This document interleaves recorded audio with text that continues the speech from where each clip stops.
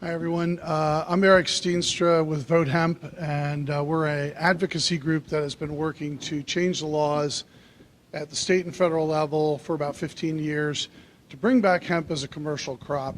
So I'm going to give a little bit of background on what hemp is, what it's not, and then talk a little bit about the policy and how that's evolved. So let's see, I guess this is my slide advancer here. So hemp is a crop that has a pretty deep history here in the United States as well as in Maryland. It was grown all the way back to colonial times and was treated as a normal agricultural crop up until about the 1930s, at which time there were some laws passed relating to marijuana, and they were unable to distinguish properly. They hadn't yet identified the compounds in marijuana that cause the psychoactive effects. And because hemp and marijuana are from the same plant species, they were unable to really separate the two. So that began sort of the confusion with hemp and marijuana. So what is hemp? It's distinct varieties traditionally grown for oil seed and fiber of the species Cannabis sativa, originated in China. Typically, hemp varieties contain a very low amount of the tetrahydrocannabinol, or THC, which is the psychoactive compound in marijuana, usually under 1%, but by law, typically it's about 0.3%. Marijuana varieties usually have much higher amount, 10, 15, 20% of the THC. So this is not something where, with hemp, where if you smoke it, you're going to get a high from it. Oops. So it's a pretty hardy plant. It can be grown without pesticides. The fibers are pretty naturally UV resistant. The woody core is it's high cellulose content. It's very useful for a number of things, everything from animal bedding to building materials. And then the seeds, very nutritious. I'll talk a little bit more about that in a minute. And then, of course, the cannabinoids. So in addition to THC, there are other compounds called cannabinoids that are contained in the plant that have some very beneficial properties as well. So here's the seed. Primary derivatives from the seed.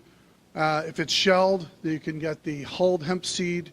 That can be found in snack bars, breakfast cereals, a variety of different products. Pretty tasty. Looks a little similar to like a sesame seed. And then you can also produce oil from crushing the seed. The oil has a really good blend of omega-3 and omega-6 essential fatty acids. Those are the good fats that doctors usually recommend for health. And then the seed cake, what's left over, can be milled and turned into a protein powder or flour or other materials like that. So the seeds are pretty nutritious. As I mentioned, there's a little bit more showing some details on it. I mentioned the omegas. It also has a high fiber content and a complete protein. It's huge. I mentioned a variety of foods. You can see here there's non-dairy milks, seeds, cereals, crackers. And these are all being sold at mainstream retailers right now.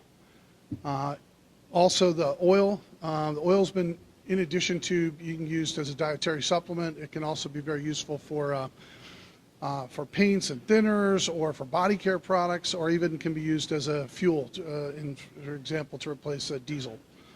So body care sales, there's an example of some of the products, the lotions and soaps, again, being sold at mainstream retailers.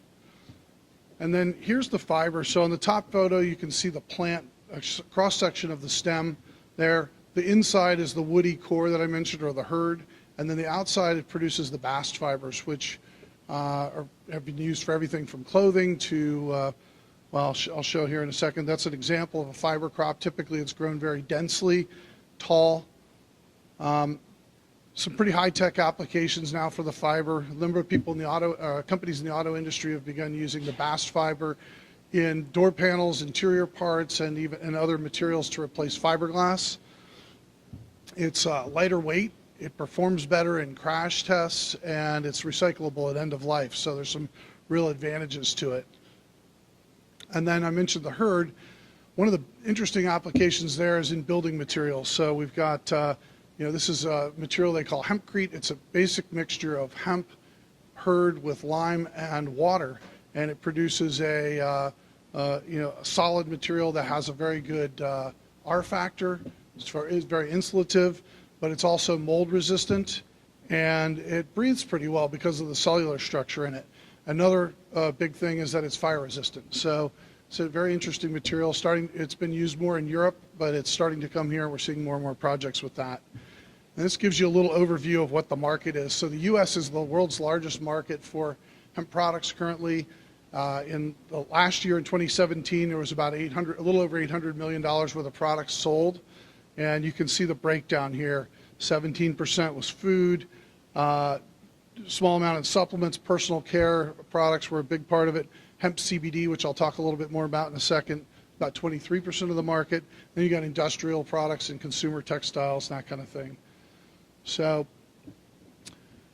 the policy on up until 2014, until the last Farm Bill, the policy was that hemp was not distinguished by the U.S. federal government from marijuana. It was all cannabis plants were considered to be marijuana.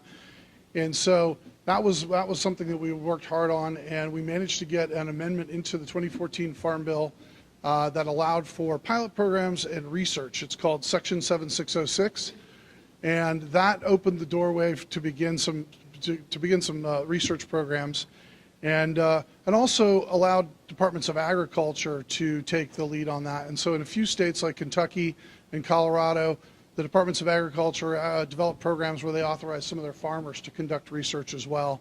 And because the research included marketing and that type of thing, it allowed for commercial activity as well under the program. So that was signed into law in February of 2014. The projects, again, they can be conducted by any research institution or institution of higher education or through a Department of Agriculture. And the Department of Agriculture essentially regulates it at the state level. So there was, the law was not, it left some details out. There was some ambiguity to some of it. And so there was a need to get some clarification. And so in about a year later, the USDA, the DEA, and the FDA put out what they called the Statement of Principles about industrial hemp. And there were some positives that came out of that. The USDA acknowledged for the first time that there was a legitimate role for hemp as in pilot programs, and that they could support research, including with funding, say through NIFA or other research funding vehicles. And they also agreed to include hemp in their other programs, such as organic certification. So those were positives. There was some confusion, though, in how they essentially there was almost an attempt to redefine what was already written as a clear definition in the federal law. And so at the end of the statement, it does say that it's non-binding, and so there's still been there's some work to do on getting clarity beyond this statement, but it was a helpful step forward. One of the things that Congress did to address this, Senator McConnell worked with some of the other members in the Senate there to get language into the omnibus funding bill to help provide clarity about this, because there were some agencies that were saying you couldn't transport it or you couldn't sell it, that type of thing. And so they included this language here in there that specifically says that no federal funds could be used to prohibit the transportation, sale, processing, or use of hemp that was produced under the Farm Bill. So that was their attempt to provide clarity for that. So this year we're just getting the final stats, and I don't have an updated map yet for 2018, but in 2017 there were 19 states that had programs. A couple of states only had, say, for example, just a university program or two, but other states had hundreds of farmers that were involved. So there were a total of 19 states and about 1,450 different applicants that were involved in doing research across those states. So as of last year, the total acreage was 25,541. We have been compiling an update for 2018, and we're anticipating it'll be over 70,000 acres for 2018. We have most of the data in, but as you can see, there were 32 universities involved, and then you can see which states and specifically the acreage there. Initially, Colorado and Kentucky were lead states. Oregon was in there. But a lot of other states have been getting involved in this. Some have even provided financing in New York State. There was a $10 million fund that was provided to encourage development of processing, which is a major issue for the industry, lack of processing. So what's the next step? The federal government is working on, there's a new bill that was introduced in April by Senator McConnell on a bipartisan basis with Senator Wyden from Oregon. And that's the Industrial Hemp Act of 2018. And the bill had 29 co-sponsors, strong bipartisan support. Even the Minority Leader Chuck Schumer was on board with it. And there was a companion bill in the House, HR 5485, that was also had strong bipartisan support for it. And so this legislation takes the next step to commercialization. It fully defines, it a little more broadly defines industrial hemp to include all parts of the plant, including extracts, derivatives, and cannabinoids. And it then allows the USDA to become the regulatory agency with oversight instead of the DEA. And so that's significant. It's removing it from the Controlled Substances Act completely and now treating it as an agricultural crop. And then it still allows state departments of agriculture to be the regulatory body, but it does provide an alternative. If a state chooses not to regulate it at the state level, the USDA will develop a program that will be available also for farmers in that state. So that bill was then included into the Senate version of the Farm Bill that came out of committee and was passed by another strong bipartisan vote, 86-11. So the Farm Bill is currently in conference between the two houses, the House and the Senate, trying to work out some details. Fortunately, hemp is not one of the more contentious issues, and we're anticipating that it will be included in the final version. I'm hearing as of today that they're back to trying to, post-election, they're trying to work to see if they can't get this bill passed and on the president's desk before the lame duck is over, but we'll see what happens. One other thing I'll mention, just that there's been some, the DEA's had to put out, in the past there's some confusion on the issue. DEA did have to put out a statement acknowledging that some of the information that they had been putting out about this was not accurate. So we're moving towards a place where we can see hemp treated once again as an agricultural crop. And Maryland, I'm going to let Kevin talk more about what specifically is happening as far as Maryland legislation. But we did have a bill pass here, HB 698, that was signed by Governor Hogan into law, and so Maryland is right on the cusp of joining this industry, and we're excited the department has regulations that they're about to finalize, and so I think that's it.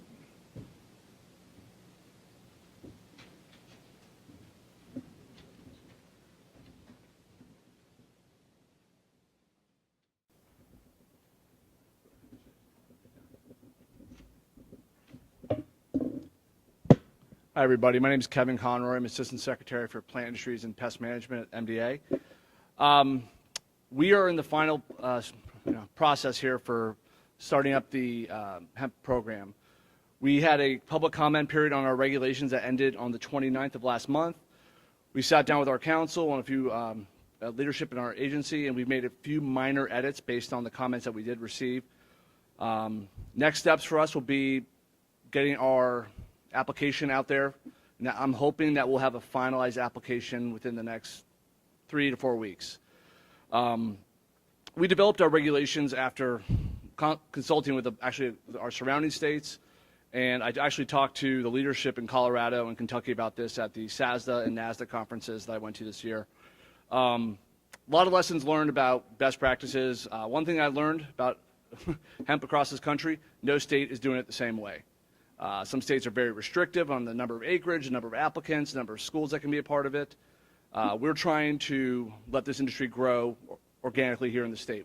We haven't put acreage or number of applicant restrictions in our regulations, as some of you may have seen. We want this to get out there. Hopefully people can get into this. They can make some money off of it. I don't know what will happen with the Farm Bill. If the Farm Bill passes, our friends in the universities will no longer need to apply to us. We'll have to change up our rules, and that'll also come with a legislative change that'll need to happen here in Annapolis.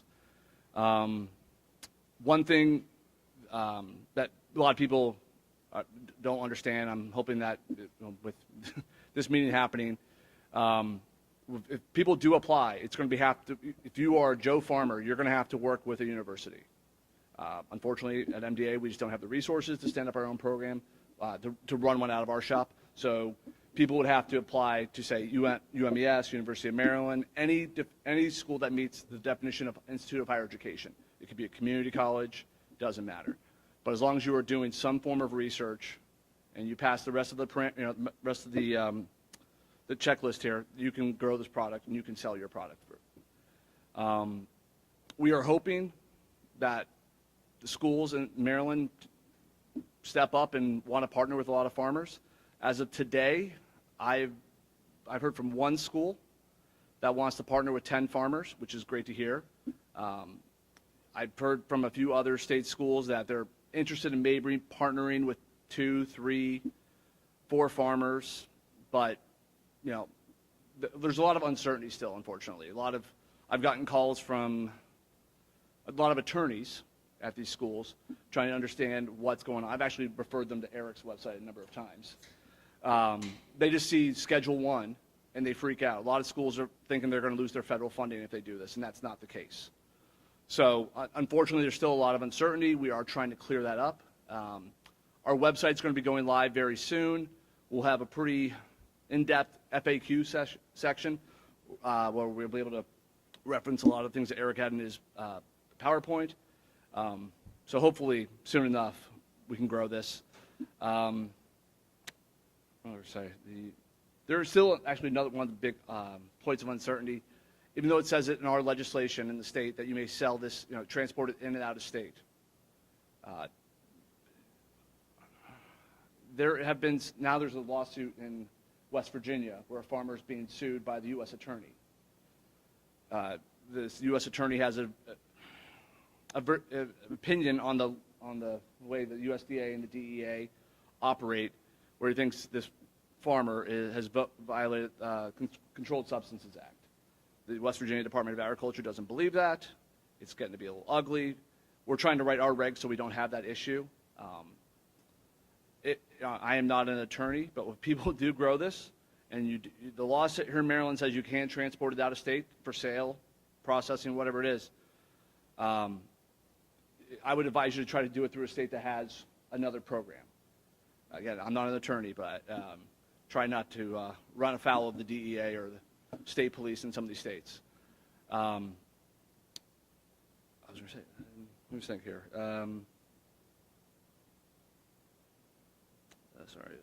Also, just so people know, this hemp pilot program is going to be run out of our turf and seed section. I've got 2 staffers on this that are pretty much trying to become the experts in hemp now. My program manager, one of my agronomists. So, people ever have questions, those are probably my best guys to go to. They work with our friends from Kentucky all the time. They've been down there twice now to sit down with them and go through how their program works.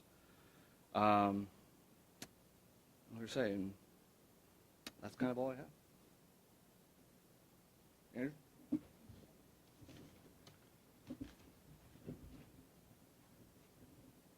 I guess the thing to do is to come up and stand at the podium. So I guess I'll do that too. My name, again, Andrew Ristvy. I'm an extension specialist for commercial horticulture. One of my titles is alternative crop specialist. So I am one of the College of Agriculture and Natural Resources representatives for industrial hemp and the things that are coming down the pike. I've been part of the process for about 2 years now, working with MDA along with my other colleagues. We have a small group a working group on campus working with the application process by which we're going to work with growers. We've got to figure some of those things out. Of course, I've been the point person for taking questions from my colleagues and from growers who are interested in hemp. And the first thing they ask me is the university interested in doing hemp research? And of course, we say, yes, we are. But there's a lot of challenges to that. I cannot speak for all the other institutions of higher education. I can generally speak for the College of Agriculture and Natural Resources. There could be several other colleges interested in hemp research, sociology, engineering, a lot of other ones which we need to get a hold of and contact for this process to work well. within at least the University of Maryland at College Park, and our partner, sister university, University of Maryland Eastern Shore. Some of the challenges that I see, one of the big things that I do as an extension agent is assure my growers' profitability. So we want to make sure that getting into hemp research, that they may have a clear idea of where they're going to market their crop and what they're going to do with it.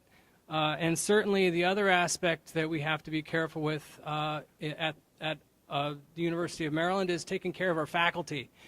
As was just stated, there are a lot of growers who are very interested in working and doing some research with industrial hemp to find out if it's viable for their farm. And being that, the issue is how many faculty on campus and how many faculty throughout the institution of higher education system that we have in Maryland are capable and are interested in growing and doing research with the growers. And I think that at least for us at College Park, what we want to do, and one of the challenges that we face is trying to divide up our faculty time with all of these growers that are coming up to us. And so this application process that we are working through has to, first of all, define what research is and what research we are able to work with the growers. It would be great to understand and to be able to read the final regulations developed by MDA. That's probably going to be coming out sometime in December, I'm thinking. And once that occurs, then we can go full bore. And it would be really great if the Farm Bill gets passed, and then a lot of this can just be just pushed aside, and we can work at a much easier pace. Some of the other challenges that I see occurring, I think primarily with the university system and being land grant and being federally funded, there is that ambiguity towards this particular divisive plant. And it would be nice with that Farm Bill, the situation with the scheduling, having that being taken off, the Schedule 1 listing would be very advantageous in a variety of different reasons.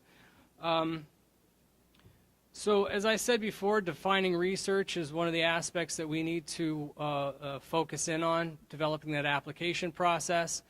Understanding what research is, what the different types of research that can be done, working with the different colleges and departments within those colleges at the university, on the university scale, so that we can define the application process and work with growers in that sense.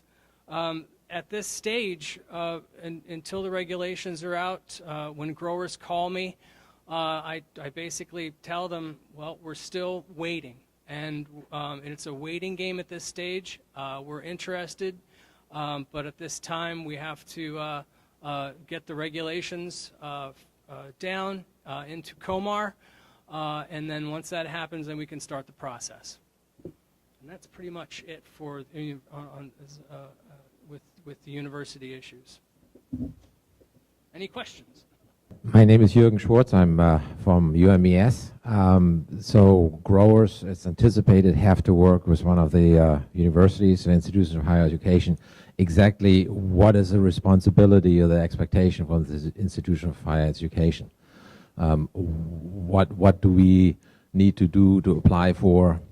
Do we need to buy the seeds for the farmers from MDA? Or I'm not quite sure what it is that we are committed to, or what we are supposed to do. I'll take that on as best as I can. Under our regulations, the universities, UMES, you would enter a research agreement with some farmer. That farmer or yourselves could obtain the seed. I believe you only need to get a DEA permit if you are obtaining the seed internationally, but all schools, all applicants will have to get any necessary permitting. But essentially, the schools would also have to have some level of oversight over these operations. When the time comes for harvest, the farmer will have samples taken by a third-party lab, or it could be the lab at your school. and their samples will be sent, or the test results will be sent to MDA. If they come back at above 0.3 and above, and they're considered marijuana, we're going to. These are one of the issues that my program and I were talking about. We're going to work with the farmer to make sure that might have just been a bad testing. We don't want someone who grew 50 acres of this to have to plow it all under. We'll allow you to do retesting, but if it does come back that it's marijuana, the universities, it's in the regulations, will have to supervise the destruction of that within 1 week. So, yeah. But we're going to allow for retesting and things like that because we want people to see this to be a profitable crop. We don't want someone to lose thousands and thousands of dollars. Just to add to that, I believe, Kevin, you can confirm for me, but I believe the universities would have to register with the department and then provide details on the location where the hemp would be grown so that the department would have a record of that, like GPS coordinates, that type of thing. Correct. There'll have to be, it's in the regulations. Have to essentially diagram all the buildings, things like that, making sure that you are not within like 1,000 feet of a school, and all these other things that'll be in our checklist in the application. And once that, my people will also go out and confirm that, and you'll send me your $250. Everything looks great. We'll give you, say go ahead and grow. We're going to try to make it as easy as possible for the universities and for the farmers to grow this. As our colleague mentioned, federal government hasn't passed the bill that actually can allow the federal funds to be used for any type of activity, and we receive federal funding as Ag Experimentalization Congressional Act. That really creates a little bit of concern and limitation at this point for us, number one.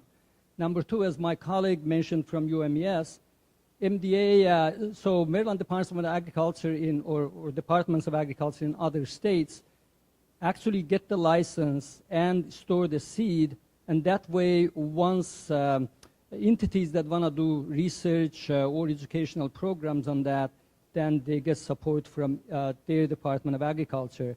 My question is that what prevents Maryland Department of Agriculture from getting such a license, DEA license, rather than each institution of higher education on their own to go and get the seeds and all the difficulty transporting across the borders and so on. So those are some of the concerns that, and my colleague Andrew, I mean, he has been tirelessly working for the last 2 years with a couple of other faculty, and we are interested, but we have those limitations and would like to have clarifications on those. Right, I remember we discussed this summer when we came to University of Maryland to talk about this. One is I actually have no funding for this program at the state level right now. We will be allowed to charge a $250 fee, but I have no staff that are going to be overseeing this full time. It'll be my program manager and another agronomist who are running their labs and doing field inspections all the time. So I just don't have the staff to run this day-to-day in an office other than having some oversight and going out there when we receive an application. To another, we don't actually have secure storage where we could store the seed. It's just I don't have these resources in our offices right now. I've seen some of the other states where they're a little bit more relaxed in their storage, and it kind of gives me a lot of concern. I don't want to run afoul of the federal government as well. I receive a lot of federal money, and I don't want to risk losing that whatsoever.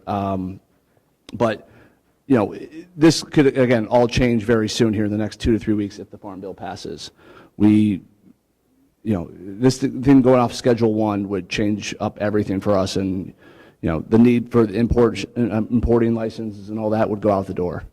But yeah, again, funding would always be really nice so we could run this. A lot of states do it differently.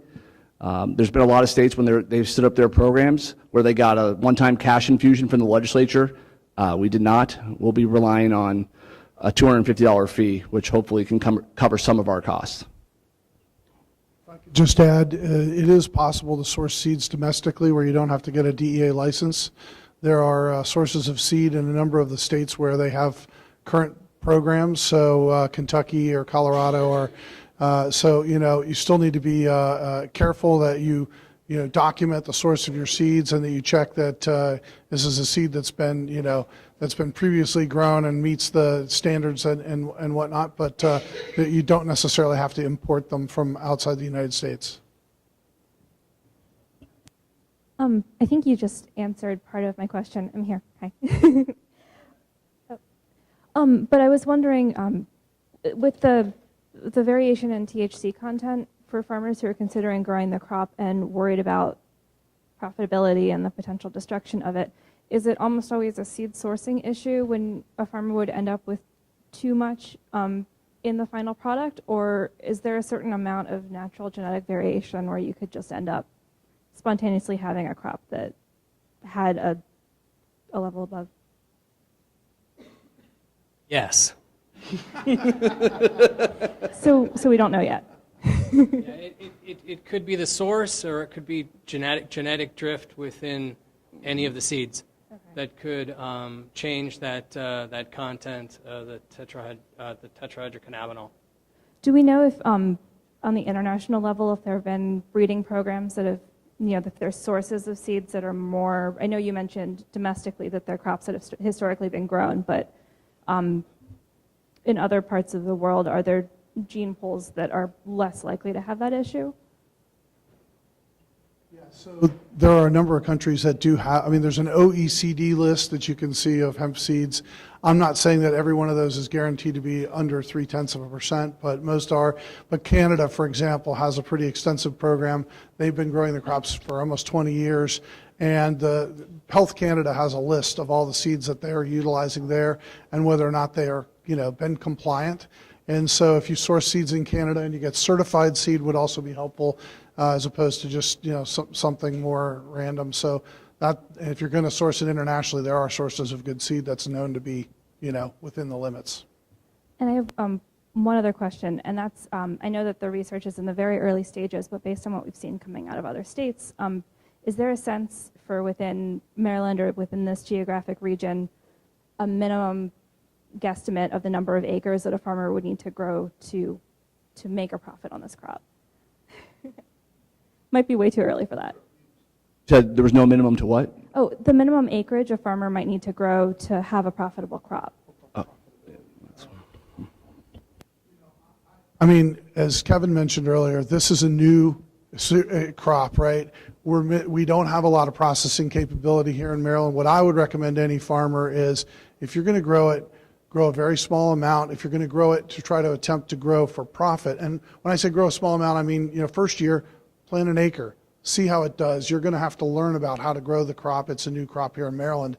But also, I would say if you're going to grow for a larger quantity, make sure you have a contract with somebody who's going to, is committing to buy it and has a way to process it. Don't just grow on speculation because you're likely to end up not making it, losing money. So, Thank you.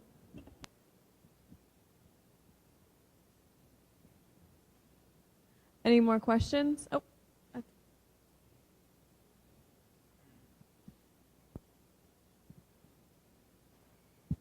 Hello. So I actually have two questions. In any of the other universities who have adopted a research program, have you seen any success in integrating not just the agricultural colleges, but other departments? Like you were saying, it would be important to engage engineering departments and sociology. Have you seen any of that in any of the universities that have these programs?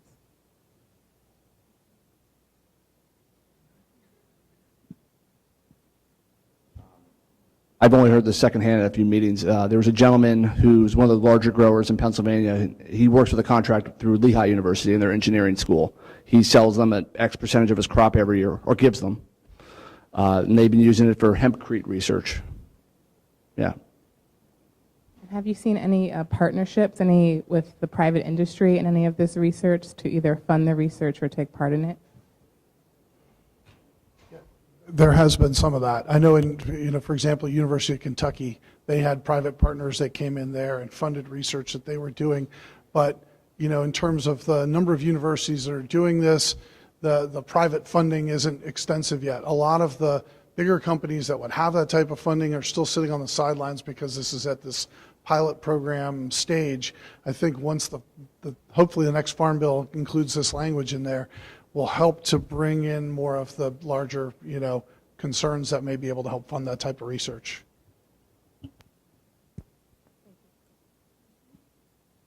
I also see if this does go through the Farm Bill, that USDA could potentially be funding a lot of this multi-institutional types of grants, like the Specialty Crops Research Initiative. It would be an ideal crop to potentially work on, and then that would be where you would get a lot of those cooperative agreements.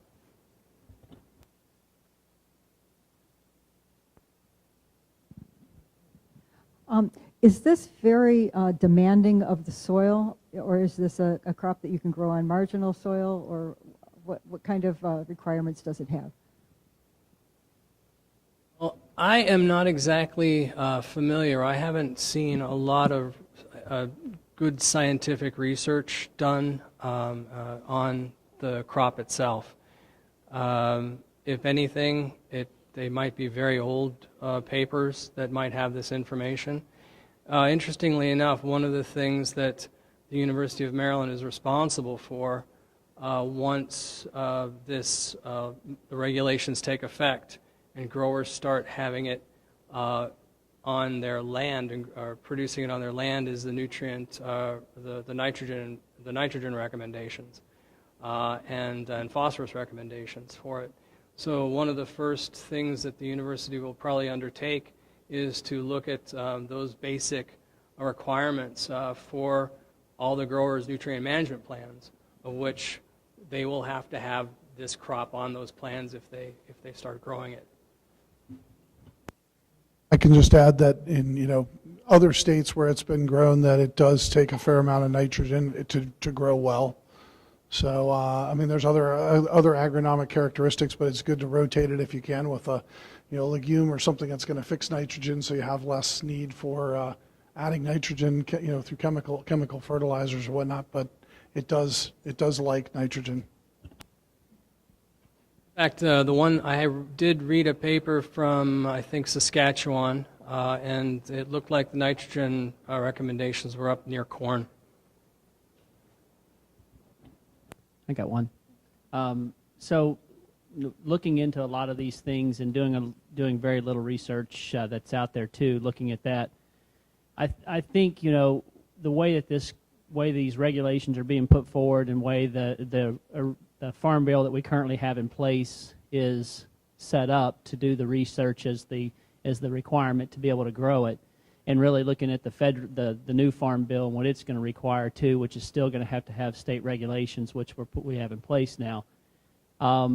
I think you've pretty much vetted why there is a tremendous amount of research that needs to be done on this crop. There's a lot of low-hanging fruit research that doesn't have to reinvent the wheel. That when you look at a crop that grows as extremely fast as this does, really comes out, germinates really quick, and gets up and gets a canopy very quick, particularly when we have the wet soils like we had this past spring. And then it does have a tremendous phosphorus use, as well as sucks a lot of nitrogen out of the soil.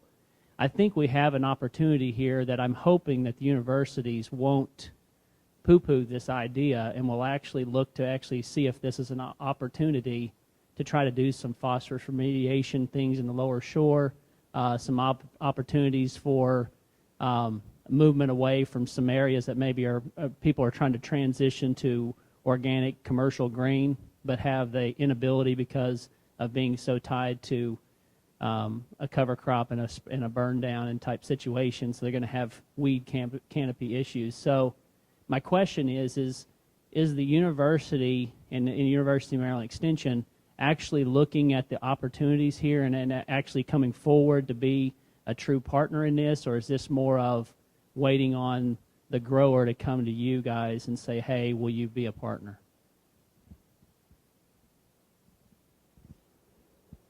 I do recognize the need for a lot of research, basic research on the crop, which at this stage, apart from fertility recommendations, there are issues with pests and diseases. And while at this stage we're not seeing much in other states, I tell all my growers, if you want to know if a plant gets a disease, grow it in Maryland. It's going to come. I've worked with other what seemed like bulletproof crops get diseases. And so the whole process of IR4, getting hemp on EPA registration so that you actually can utilize chemicals to protect against disease and insect pests, that's a huge issue that's going to come up. And we can't turn our back from that. Like I said before, our primary goal is farmer profitability. That's mine. If we can partner with farmers, then it will be a good thing, and that's what we're here for. We just have to keep in mind that we have like MDA, we had very limited resources, and we have to be guarded as to how we want to go about doing that research. Like one research faculty cannot work with 100 growers. And so we have to be kind of guarded in how we go about that process. But we do want to work with growers on this as a potential profitable crop.